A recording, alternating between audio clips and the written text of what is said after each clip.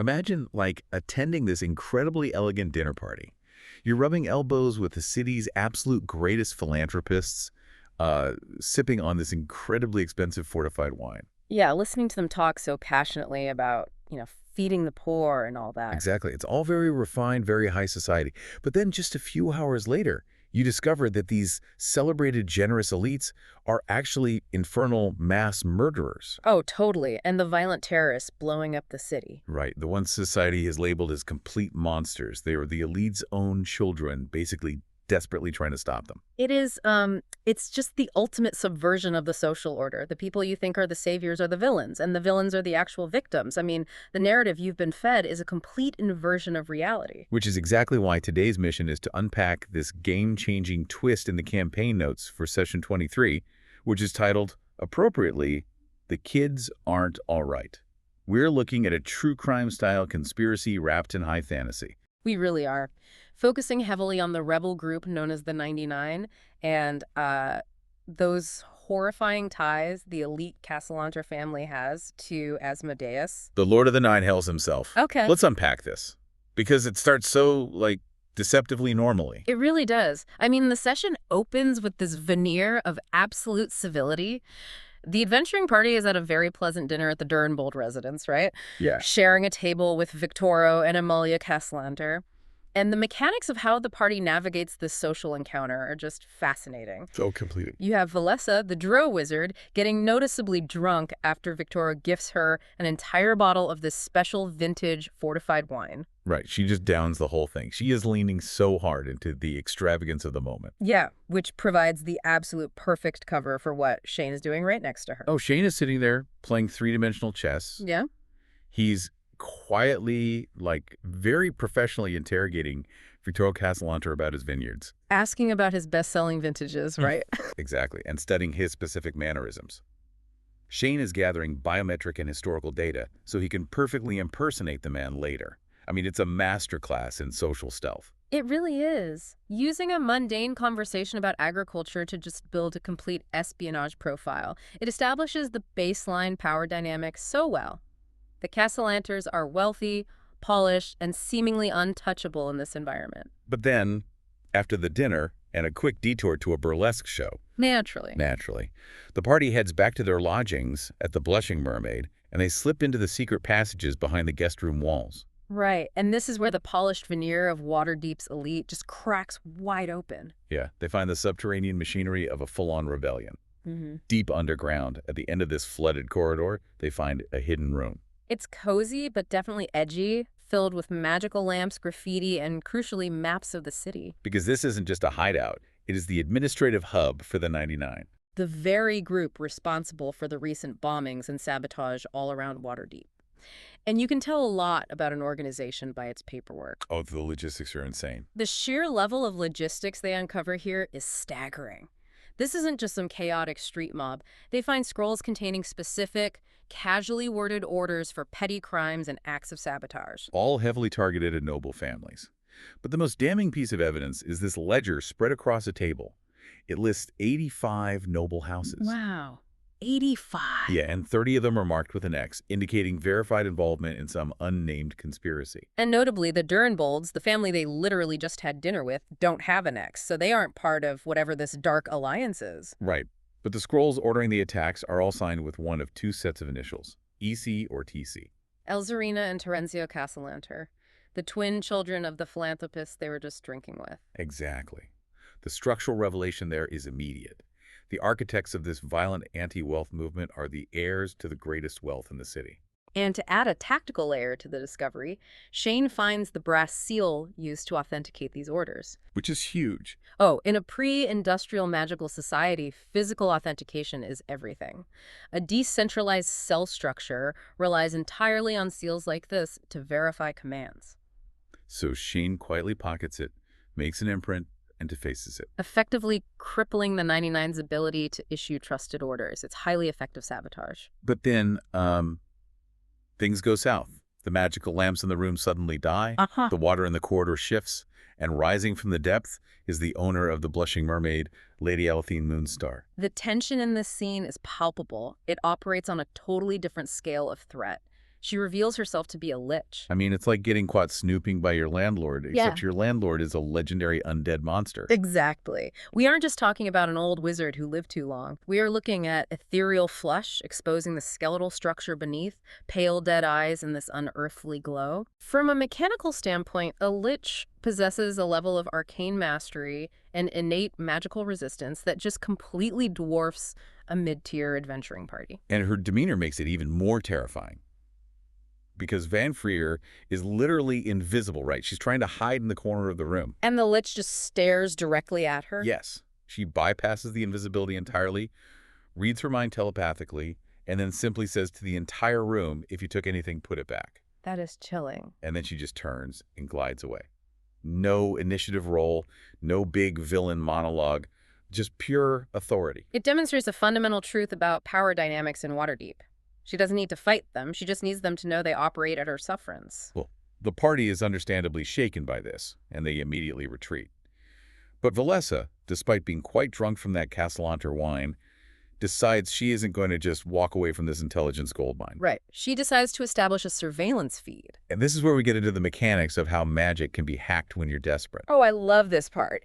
Valessa needs to set up a long-term surveillance spell, an arcane eye, but she doesn't have the spell slots or the focus at that moment, so she tracks down her apprentices to execute circle magic. A collaborative ritual where multiple casters pool their arcane energy to bypass normal limitations. Yeah, but the logistical hurdle, of course, is that her apprentices, Rosora, Nicene, and Kyla, have been at the tavern bar all night using magical disguises to buy drinks. They are hopelessly intoxicated. I mean, Nicene is literally slumped over Kyla's shoulder. It's highly chaotic, but the mechanics hold up.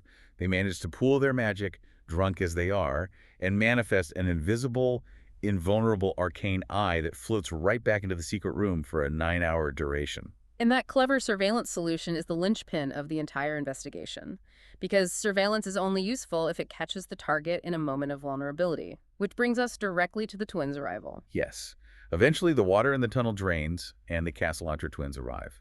And the magical eye gives the party a front-row seat to their unvarnished dynamic.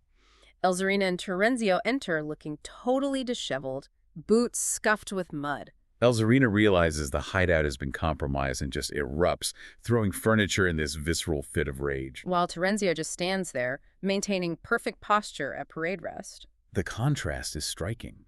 It really highlights how differently they process extreme stress. It speaks to their core methodologies, which dictate their entire approach to this rebellion. So Valessa, watching through the eye, decides to force an encounter. Right. She uses a message spell to cut through their physical defenses and speak directly into their minds, and she hits the exposed nerve. She asks about their older brother, Osvaldo. The one who's supposedly studying abroad. Exactly. That completely short-circuits their defenses. Yeah. They are so shocked that someone knows about Osvaldo that they immediately agree to a morning meeting at a dockside cafe. So the party shows up for breakfast, and there are about 20 of the twin supporters there, all wearing these red sashes, quietly circling the area. The perimeter is fully secured. What's fascinating here is the sheer audacity of the truth they finally share. The twins lay out the actual motives behind the 99. Okay, here we go. They reveal that decades ago, their parents, Victoro and Amalia Castellanter, struck a pact with Asmodeus, the Lord of the Nine Hells. Wow. The terms of the contract were clear. They traded the souls of their own children for 1 million gold dragons and the total restoration of their family's wealth, prestige, and political power. Wait, if the parents sold their kids' souls for this pact, how are Elzarina and Terenzio sitting there eating breakfast? Yeah. Like, does the contract explicitly allow substituted souls, or is this a known loophole in Batorian law? That is the horrifying genius of infernal jurisprudence. Oh boy. Devils love airtight contracts, but they love it even more when mortals exploit loopholes that require them to commit unspeakable atrocities. Think of it like a predatory corporate debt restructuring. Okay. The executives, the parents, found a secondary clause to save their own skin and their most vital assets. To break the claim on Elzarina and Terenzio's souls, Victoro and Amalia had to pay back the principal. The 1 million gold dragons, which they actually stole from the city's coffers in a massive heist. Right. But for the interest, they had to sacrifice 99 innocent souls in one fell swoop. Oh my God. Hence the name of the rebel group, the 99. Exactly. So the 30 noble families marked with an X on the ledger. They were involved in this mass sacrifice. They were the accomplices. Amelia Casalanter, leaning heavily into her reputation as a great philanthropist, hosted a grand dinner party for the poorest citizens of Waterdeep. Oh, that is so dark. But the meal was poisoned, and the poison was magically synchronized to activate at the exact moment Victoria was deep beneath their estate, shoveling the stolen gold coins into an infernal flame. That is a staggering logistical and moral failure of the city's elite. 99 innocent neighbors, people who thought they were finally getting a warm meal from a generous noble, just died gasping on the dining room floor. Yeah. And those 30 other noble families, they were the ones helping serve the food. They were made complicit, so they could never speak out without condemning themselves to the executioner's block alongside the Castellanters. It's the ultimate perversion of charity. They leverage systemic inequality, literally feeding the poor to the devil to keep their own status intact. But what about Osvaldo, the older brother? If the loophole saved the twins, where does he factor into this whole debt restructuring? Osvaldo was the down payment. Oh, no.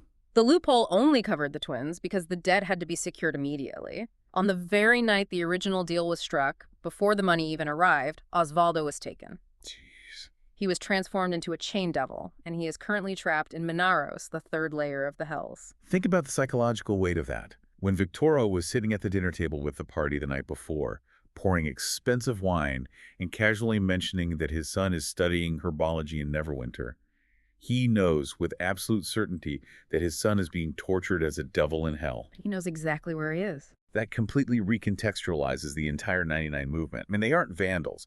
They are traumatized victims trying to dismantle a cabal of infernal mass murderers who have captured the highest levels of government. Precisely. And this systemic trauma manifests in two distinct ideological paths for the twins, which is reflected perfectly in their choice of magical disciplines. Right, tell us about that. Well, Elzarina is bound in a warlock's pact to Glacia. Glacia is the daughter of Asmodeus, and she actively wants to usurp her father's throne. Interesting. So Elzarina's power comes directly from hell, but from a rebellious, disruptive faction. Her goal is absolute annihilation.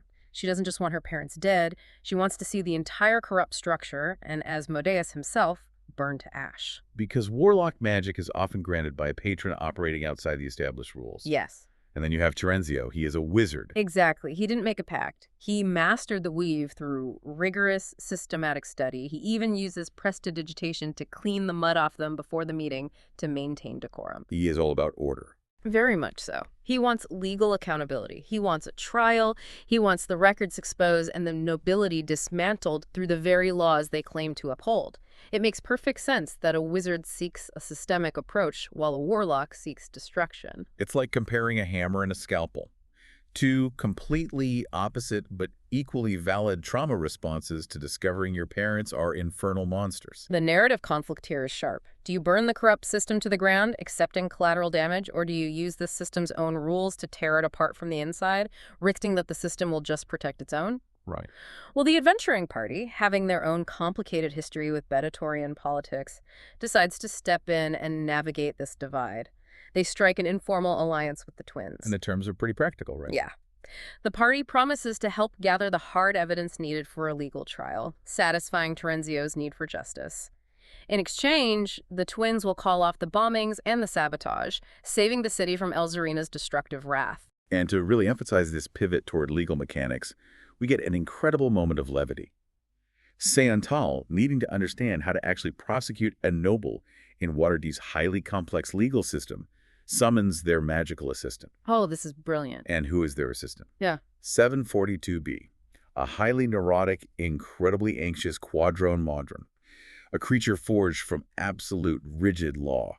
The visual of this geometric, mechanical creature manifesting, literally shivering under its own weight from anxiety about protocol, provides such a stark contrast to the infernal chaos they were just discussing. It looks up and asks with complete sincerity, "Master, do we have murder on the agenda today?" It's a dark, comedic exhale right when the story reaches its heaviest point. It really grounds the abstract horror back into procedural reality. Definitely. Following the agreement, the logistics of the alliance are solidified. The party receives folded red sashes from the twins' supporters, marking them as recognized allies of the 99. Nice. Elzarina, leveraging her connection to Glacia, promises to probe her hellish contacts to locate the physical infernal contract. Because in Waterhavian courts, especially when prosecuting the elite, you better have the physical receipts. Oh, absolutely. Valessa even fixes the brass seal she'd defaced the night before, handing it back to the twins as a gesture of goodwill to restore their communication network. But she secretly keeps her invisible arcane eye trailing them as they leave. Trust, but verify your assets. If we connect this to the bigger picture, the party has accomplished a monumental shift in the city's power dynamics. They have effectively stopped the immediate explosive threat of the 99 Street War. Yeah, but the strategic cost of that piece is astronomical. They haven't just agreed to a side quest. They have formally declared war on the wealthiest, most entrenched, and most corrupt families in the greatest city in the world. They're going up against a billionaire cult with direct contractual ties to the CEO of Hell. Basically. The Castellanters are not going to simply surrender to a subpoena. They have the city guard, the magistrates, and the economy in their pockets, not to mention whatever infernal protections Asmodeus provides to his highest-paying clients. The party has chosen the procedural path, which is arguably far more dangerous than just fighting them in an alley. It really forces you to reevaluate how history and law are constructed. Just think about the position this puts the party in. They started this investigation looking at the 99 through the lens of the establishment. The official narrative was that these were vandals, terrorists, radicals, trying to tear down a functioning society. Yeah. But the moment you analyze the underlying mechanics of that society, you realize it is being run by actual monsters. It is a stark reminder to always question the source of a narrative, especially when the elite are writing it. When the people holding the gold, or in this case the people shoveling the gold into an infernal furnace, are the ones writing the laws, lawfulness becomes just another tool of oppression. It challenges the very alignment of lawful versus chaotic. I mean, the laws of Waterdeep actively protect the Castellanters' atrocities. The chaos of the 99 was functionally the only mechanism holding them accountable. Here's where it gets really interesting, though. While all this deep philosophical alliance building is happening at the docks, the Game Master drops a massive stinger right at the end of the notes. Oh, this part is terrifying. Back at the Blushing Mermaid, while Valessa is distracted securing this treaty with the twins, her sisters, Ilmrin and Talus, are receiving mysterious visitors in their room. Visitors who, according to the notes, quote, were not wearing their own faces. A chilling detail that reestablishes the sheer scale of threats in this campaign. It implies that while the party is focusing all their analytical power on the Castellanters and the Hells, another faction is moving against their undefended flank. Could be doppelgangers, maybe assassins, or tied to those red wizards we've seen in previous sessions. Exactly. It shows that in an environment as politically dense as Waterdeep, you can never afford tunnel vision. It's a classic tactical misdirection. You focus all your resources on the devil in front of you, and you completely miss the shapeshifter sneaking through the back door. The board has just gotten exponentially more complicated for this party. It means they're fighting an asymmetric war on multiple fronts. But I want to leave you with this final provocative thought to mull over regarding the infernal mechanics we discussed. Yeah, let's hear it. The Castellanters were willing to murder 99 innocent people to execute a loophole and save their remaining 2 children. They thought they outsmarted the devil at his own contract law. Right. But look at the resulting variables. They forged Elzarina and Terenzio into the precise weapons that are now poised to bring about the total destruction of their house. Wow. That raises a fascinating question about causality. Exactly. Are the twins truly acting out of their own free will, choosing a righteous, trauma-fueled vengeance? Or is Asmodeus simply a master of long-term investments? Is the destruction of the Castellanter Empire at the hands of their own children not a rebellion at all, but just the final, inevitable, unwritten clause of that original contract playing itself out? The idea that even your rebellion against hell is just part of the devil's paperwork, that is a concept that will definitely keep you up at night. Makes you wonder. The next time you're invited to an elegant dinner party with the city's finest philanthropists, you might want to look very closely at how the wine is authenticated and ask exactly who is paying the bill. Until next time, keep diving deep.